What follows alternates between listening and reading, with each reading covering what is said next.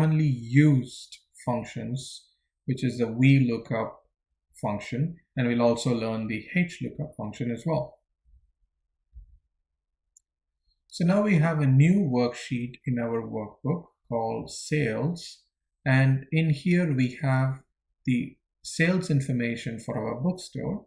We have the following columns: order date, the date when the order was placed for the books, and the name of the customer who placed the order, the product ID, which tells us what product was ordered, where was it ordered will be available in the order location column, whether it was ordered at our store or on the website.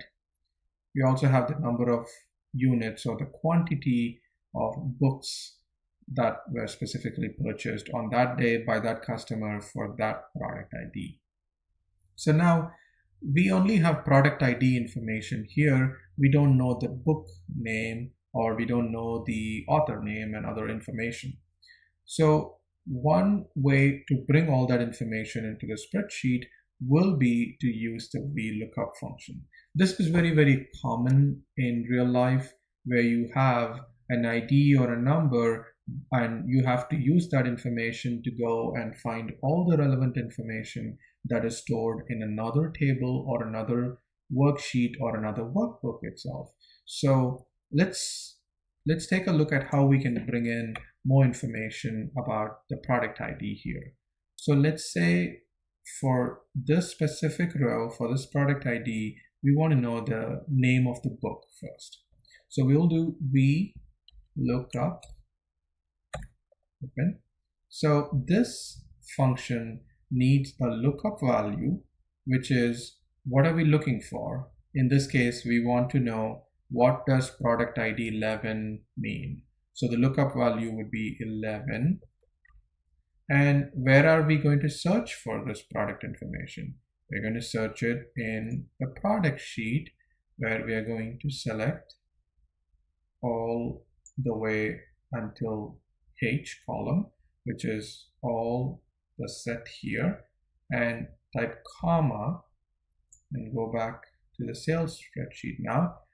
And so far what we have is we are searching for 11 in the products table, products worksheet, in this set of information here, and we next have to give the column index number.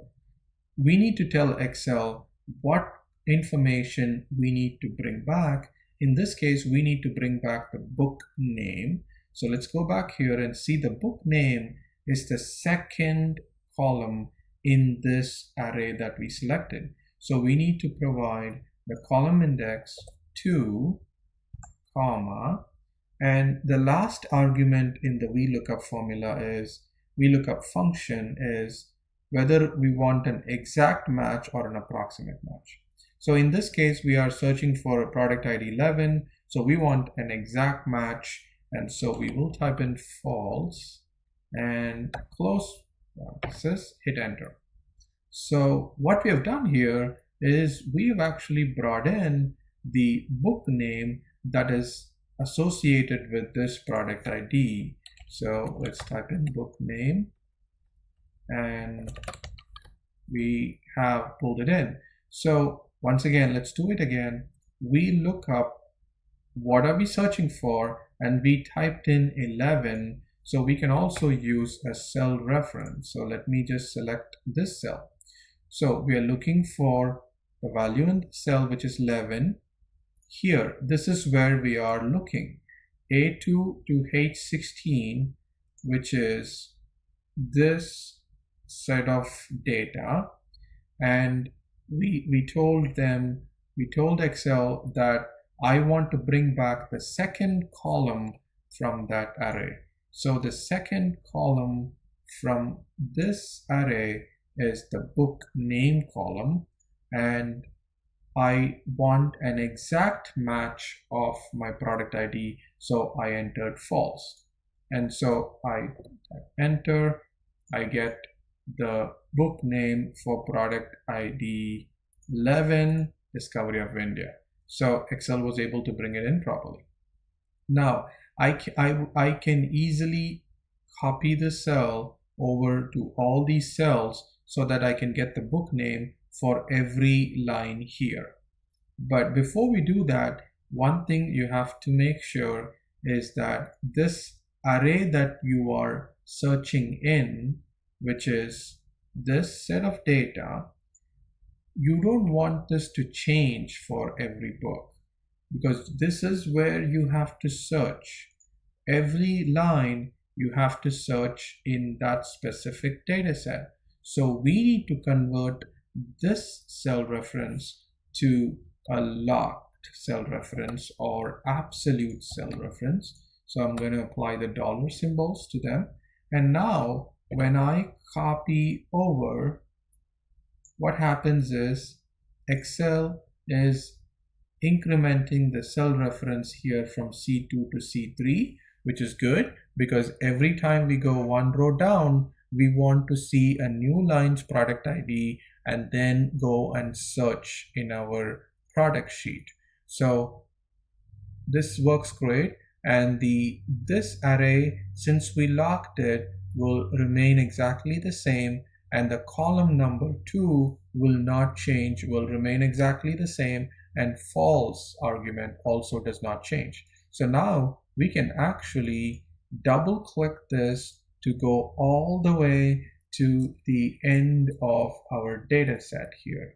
So with very quick, simple steps, we have been able to pull in the book names associated with these product IDs into our worksheet.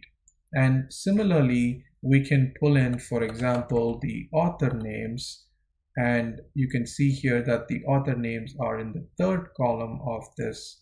So we can actually go here, copy, select them, copy this information, hit escape, go to the cell G2, click in the formula bar, paste it, and what it's doing here is looking at this product ID, going and looking at the product sheet again, but instead of bringing in the second column, which is the book name, bring in the third column, which is the list of authors.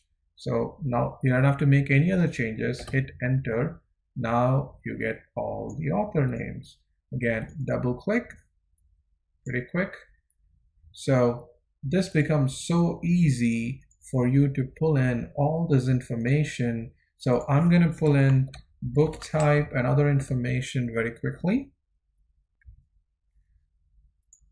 Now I have created the necessary formulas to bring in the other information about the specific product ID, such as the book type, published year, purchase price, margin, and the selling price.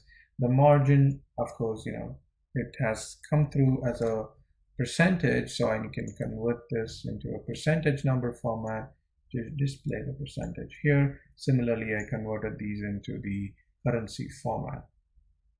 So before we move forward, one thing you have to pay attention to in the VLOOKUP formula is that you are looking up a value in a table array or a group of cells, but what you're looking up should always be in the first column in your array.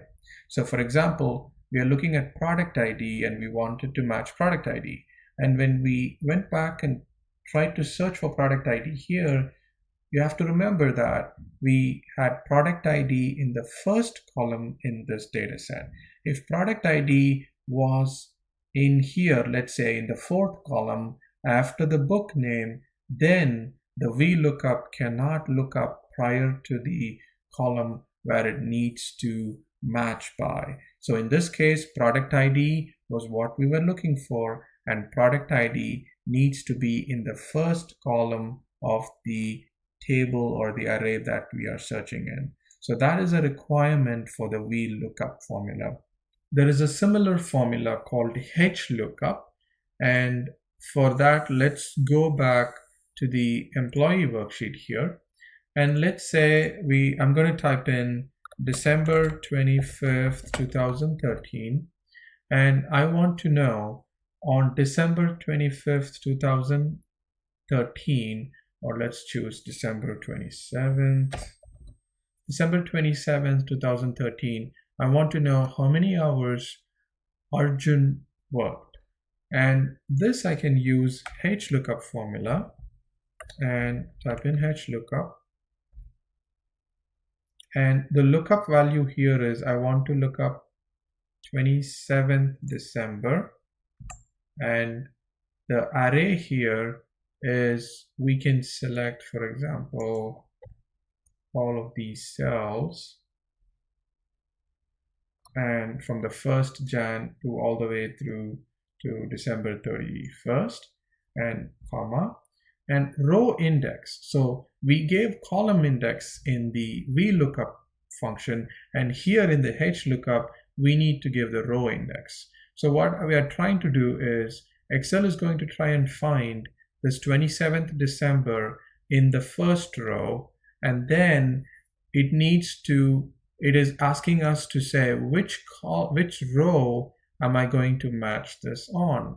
So if we need Arjun is going to be in 1, 2, 3, 4, 5th row. So you would type in 5, comma, I want an exact match of the date, hit enter. So Arjun worked for 6 hours on 27th December. So let's say I change this to 28th December, and now Excel says Arjun worked only for 2 hours. That is right. So once again, let's take a look at it. HLOOKUP, we're looking up the value in NF4, which is 28th December 2013, and we are looking at in the table array, which is from 31st December all the way to 1st January. So all the cells here is our table array, and we are saying I want to know the row index 5, which is Arjun. So we are interested in Arjun's row, and 27th December is the date. So wherever 27th December is, that column, Excel will be able to find it, and then it'll give us the value in that intersection.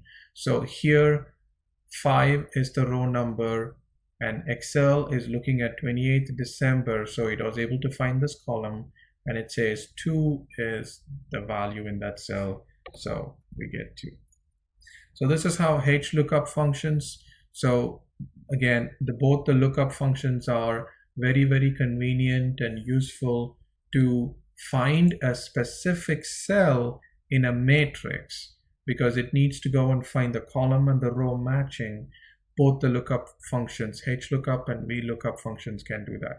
Just like the VLOOKUP function needs the first column in your table array to be where you're going to match. Similarly here, we want to match on dates. So the first row here should have the dates that you're trying to match in. So that's why we chose B1 to NB9, and the first row has the dates we needed.